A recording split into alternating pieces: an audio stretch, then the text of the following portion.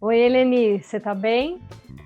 Eu estou bem, Tem, médio, tem uma pausa, eu estou bem. bem, médio. Legal, vamos seguindo, né? Enfim, eu queria te chamar para a gente conversar hoje um pouquinho sobre o seguinte tema. Bom, considerando que esse mês a gente está discutindo definhamento, a jornada está quase aí, então eu queria discutir morrer e renascer dentro dos nossos processos cotidianos, nosso dia a dia, morrer e renascer. Será possível isso? Olha, o KeepCast sempre trazendo aí uma temática, né, mais geral para a gente pensar nossas questões existenciais, cotidianas, né? Eu, assim, acho que a figura da Fênix, que é uma ave que simboliza o renascimento, o triunfo da vida sobre a morte, ressurgir das próprias cinzas. Acho que todo mundo já ouviu falar da Fênix, ou alguém falando da Fênix, né? Representa o eterno recomeçar, sem perder a essência da mesma criatura, não é, que morreu.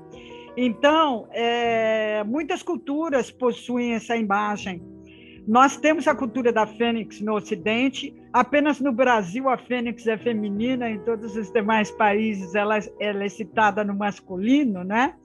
E todas as culturas têm esse mito da criatura dotada de poderes mágicos que se relaciona ou que está trazendo a imagem da vida, morte e vida, não é? Porque são esses processos que são trazidos por essa questão.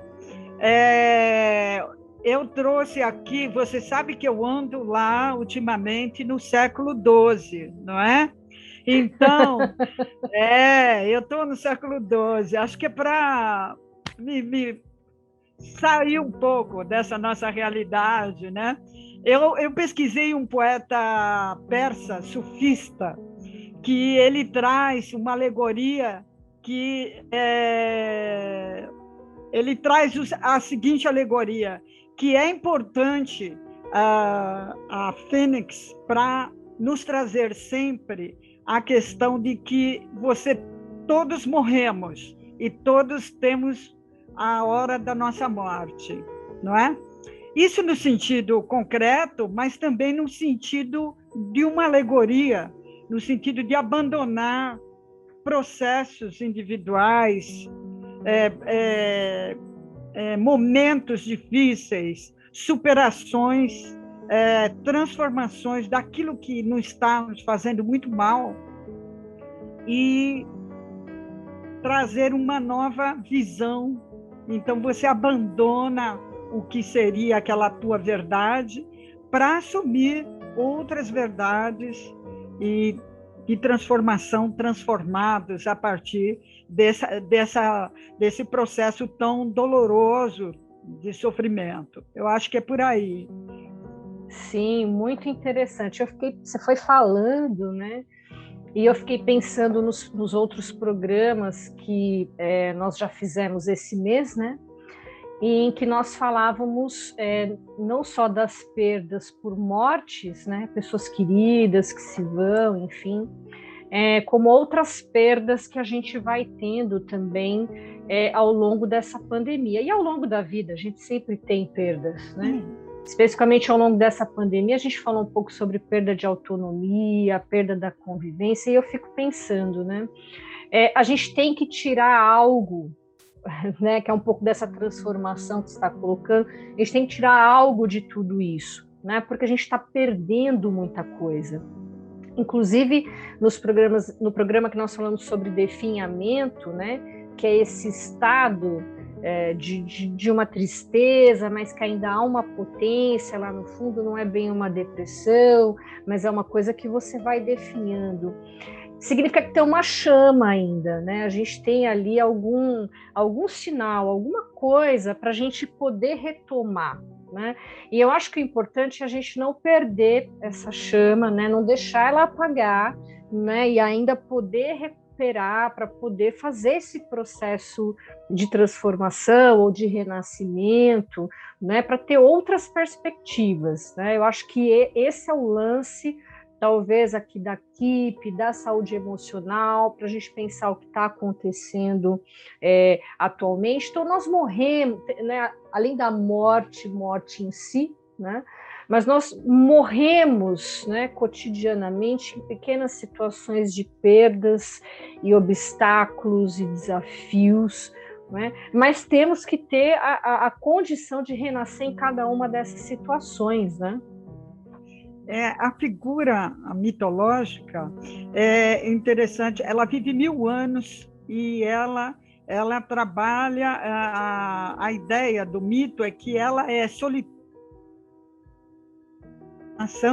Nascemos sozinhos e morremos também sozinhos, não é? E ela vai reunindo uma série de pesares, uma série de experiências onde ela se incendeia no momento da sua morte, provocada por ela mesma, e nas cinzas renasce a nova fênix, não é? Transformada. Então, eu acredito que nossos processos sejam exatamente esses, não é? Você acha que é uma desconstrução do que se tinha como verdade? Olha, eu não sei, Helene, acho que depende muito do contexto, né, que a gente vem tratando, né? No caso da saúde, se eu for te responder pela linha da saúde emocional, eu acho que essa sempre foi uma verdade, entre aspas, dentro da nossa área, né? Eu acho que a gente sempre buscou preservar, né, pontos de apoio que todos temos, né? Pontos de apoio para poder fazer retomadas. Esse é o papel da saúde emocional. Então, ninguém está totalmente destruído, como ninguém está totalmente bem. Então, a gente sempre tem pontos de apoio, mas às vezes aquilo está nebuloso, a pessoa não consegue ver, ela não consegue enxergar, ela entra em desespero, né? E a impressão que ela tem é de que ela não tem nada, que ela perdeu tudo, né? E ela entra em pânico, ela entra em desespero. Agora, não sei se tem outros contextos em que talvez a gente possa dizer que houve uma mudança aí de paradigma, né? Um outro olhar. Eu acho que várias áreas trabalham com essa concepção, talvez a saúde mental, enfim, as linhas espirituais, né? Eu acho que sempre houve um pouco essa questão de assim, olha, não, a gente tem uma chama que precisa ser preservada. Sim, eu acredito que o enfrentamento de si e de nossa realidade para alguma transformação é um processo muito difícil. Ele não é um processo fácil, né? Abandonar, sair da famosa... eu acho que zona de conforto, alguma coisa parecida com zona de conforto. Eu acho que zona de conforto não define muito, mas o que as pessoas costumam falar sobre zona de conforto, sair desses processos é um processo de morrer e renascer, não é? Sim. Agora, eu acho que se a gente entrar na linha específica da discussão do luto, que não é o objetivo aqui do programa, mas temos a jornada logo em breve, mas está dentro da discussão, né? Nesse ponto, eu acho que estamos vivendo uma mudança de paradigma, quer dizer, a gente tem uma tendência vindo aí de que as pessoas passem a encarar de uma maneira diferente a morte, o luto. Então, talvez neste ponto a gente tenha uma mudança, né? Então, né, você teve por muito tempo aquela representação de não fale sobre morte, vamos colocar um tapete, uma pedra em cima do assunto. Então, eu acho que esse movimento da gente falar de uma maneira mais clara, aberta e tranquila de morte e luto é uma mudança de paradigma no que se refere a essa discussão que a gente está tendo de buscar chamas e processos de transformação. Então, vamos falar da morte. Para eu transformar, eu não posso ficar com medo de falar de morte, eu tenho que falar sobre, né? Sim, sim, sim.